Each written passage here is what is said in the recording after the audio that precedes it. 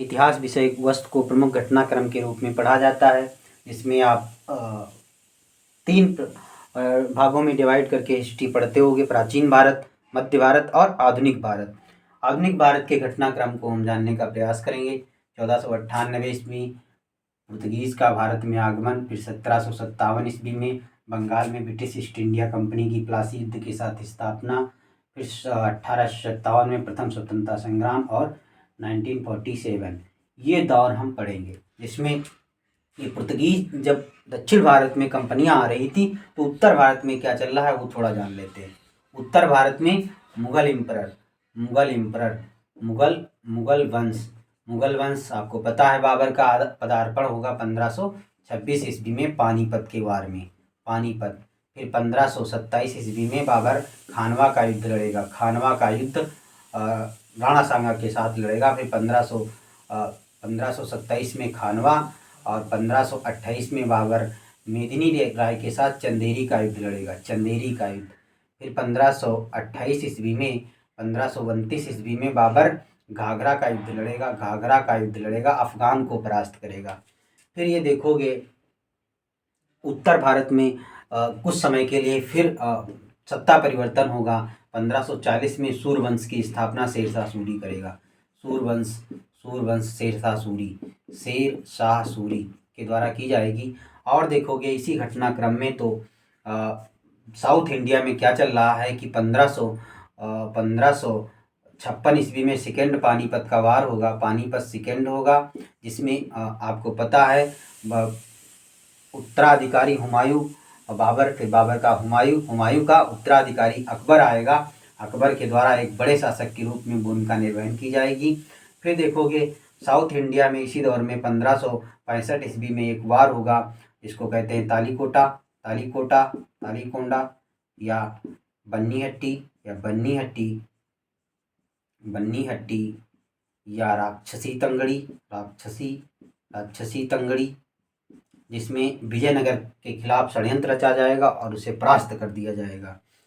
इसी दौर में देखोगे 1574 ईस्वी में मिडवल एरा जो हमारा भारत का है उसमें प्रवेश होगा शिवाजी का पदार्पण। शिवाजी एक महान प्रतिभाशाली शासक के रूप में उभरेंगे।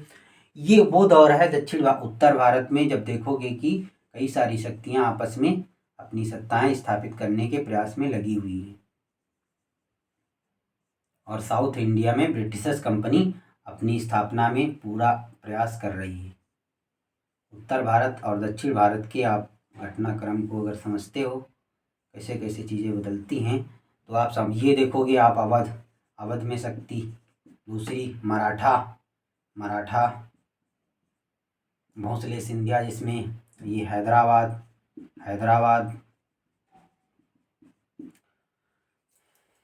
ये सब शक्तियाँ आएंगी। बंगाल के नवाब ये सब देखोगे।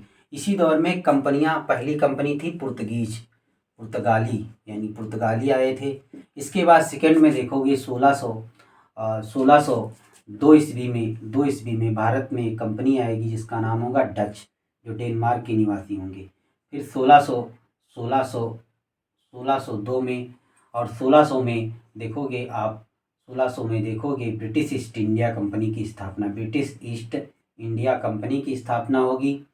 फिर 1616 में डेनिश आएंगे, डेनिश। फिर 1664 ईस्वी में भारत में फ्रेंच कंपनी आएगी। ये अंततोगत्वा ब्रिटिश के द्वारा परास्त किए जाएंगे और भारत पे लंबे समय के लिए जो सत्ता होगी वो किसके हाथ में चली जाती है? ब्रिटिश कंपनी के हाथ में चली जाती है। तो ये जो हमारी कंपनी बनी थी 1600 में, ये भारत पे लंबे समय तक सत्ता चलाएगी। अब देखो इसने कुछ वार लड़े, जैसे इसने 1664 में ये फ्रेंच आए। फिर देखोगे 1707 में जब बाबर की मृत्यु के बाद ये सारे भारत में कई क्षेत्रीय शक्तियाँ उभर कर सामने आती हैं, तो भारत में एक शक्तिशाली सत्ता नहीं बचती है। फिर देखोगे इसमें 1739 ईस्वी में दिल्ली पर भी, यानी बाबर की मृत्यु के उपरांत उसके उत्तराधिकारियों पे दिल्ली पर भी आक्रमण होगा नादिर शाह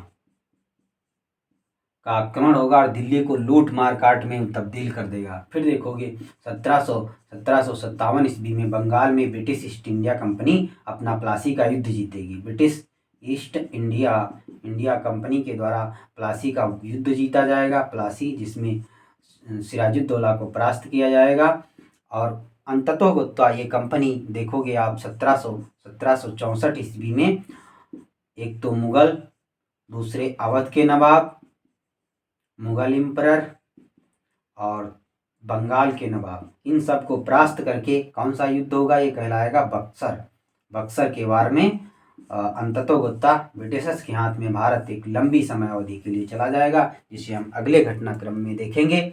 ये तो हमारा था 1498 से लेकर के अभी 1757 ब्रिटिशर्स के प्लासी और बक्सर के युद्ध तक।